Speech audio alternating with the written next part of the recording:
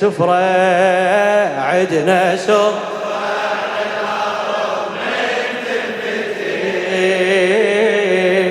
تنزل الأملاك يا تنطل الميت حياة تنطل الميت حياة شفنا من هالموت تقضي حاجتك هاليوم تنطل الميت يا الله شفنا من سفرة أم البنين مائدة مريم كرامة من إله العالمين مائدة مريم كرامة من إله العالمين لن مكانتها جليلة وعدها إيمان ويقين الخدمة الزهرة ولدها وقدمت كل السنين ربها هم انطاها سفرة عليها اسم دنا من السفرة واقرأ الفاتحة تلقى كل هموم قلبك طايحة تنوصف للمعضلات شفنا من هالمعجزات سفرة أم البنين سفرة عدها سفرة على الأرض عدها سفرة على الأرض من تنزل الأملاك يا عدنا سفرة عندك جواب عدنا سفرة على الأرض تنزل الأملاك يا فدوى صوتك تنطل ميت حياة شفنا من هالموت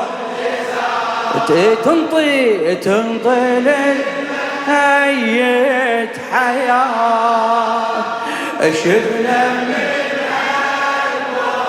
هالمعجزات سفرة أم البنين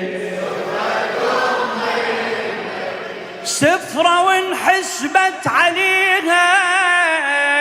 شاعرها الموفق حسين طالب السماوي سفرة وانحسبت عليها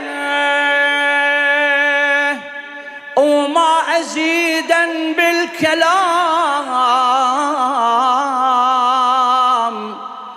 ولا تقل السفرة شنهي منين أخذت هالمقام من خشب لكن يشور بابل بمرقد إمام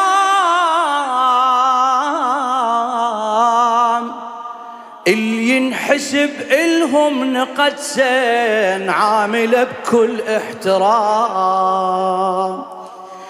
الأعمى قام يشوف هذا أصلا قليل هاي أبسط معجزة الأم الكفيل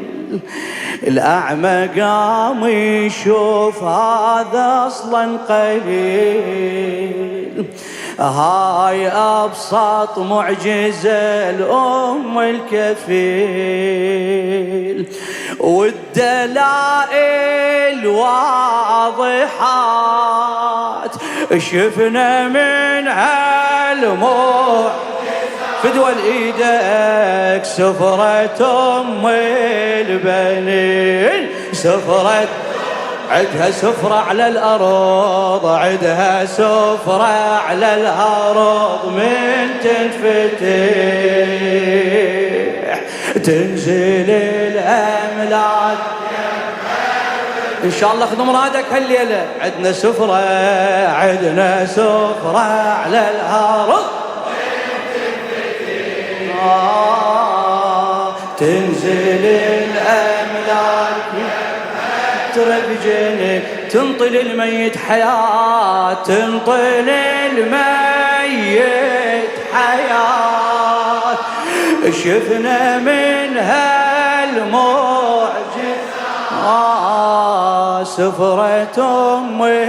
البنين. السفرة بيها أركان أربع والأطراف موزعة،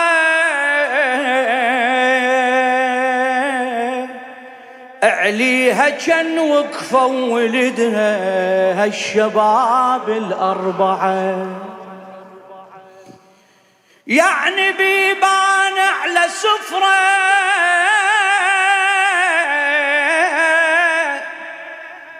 وللحضور مشرعة،